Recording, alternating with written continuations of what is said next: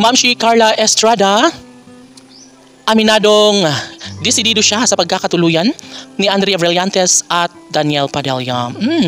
Well, ito lang naman talaga ang susi ng kaligayahan sa puso ni Ma'am si Carla Estrada, no? Talagang noon pa man sa simula pa lang ng pag-iibigan ni Andrea at Daniel ay ito na ang pinaka nagustuhan ni Ma'am si Carla Estrada na sana nga ay magkaroon ng magandang kahihinat na ng lahat na sana'y pumabor ang panahon sa kung anuman ang mga balak ni ni Andrea Brillantes sa pag-ibig niya kay Daniel Padilla. Siyempre, lahat ay gugustuhin ni Andrea Brillantes alang-alang sa tunay na kaligayahan sa puso ni Ma'am si Carla Estrada.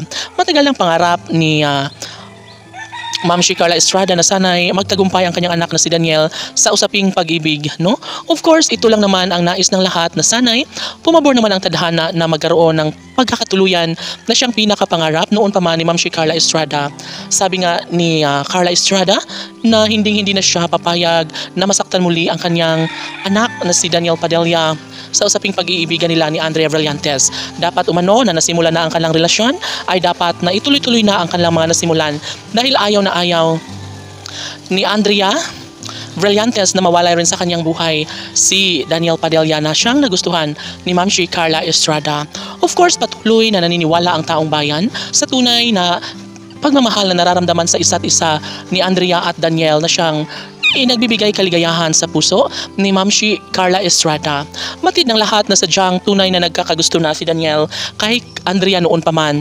And of course, hindi rin naman tutol si Ma'am si Carla Estrada dahil kung saan nagiging masaya si Daniel Padilla ay doon na rin naging maligaya ang puso ng isang inang si Ma'am si Carla Estrada. Of course, naniniwala ang lahat sa mga pagkakataong ito na kaya rin naman napatunayan ni Andrea at Daniel kung gaano nila kamahal ang isa't isa, kung paano nila sisimulan ang bagay na makapagbibigay kaligayahan sa kanilang mga puso. Yes, naroon na si si Andrea Brillantes sa puntong magiging happy na siya kapag tuluyan na kanyang maangkin, tuluyan na niyang makasama habang buhay si Daniel Padilla. Siyempre ito umano ang pinakamasayang parte sa buhay ni Ma'am si Carla Estrada.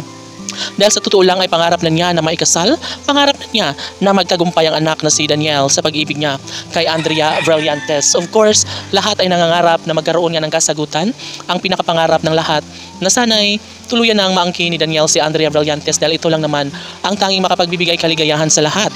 Ito lamang ang tanging pangarap ng taong bayan na sana nga ay mag-cross na muli ang rurok ng kaligayahan sa pagmamahalan ni Andrea Brillantes at Daniel Padilla dahil ito lamang ang bukod tanging pangarap ni Carla Estrada. Laban!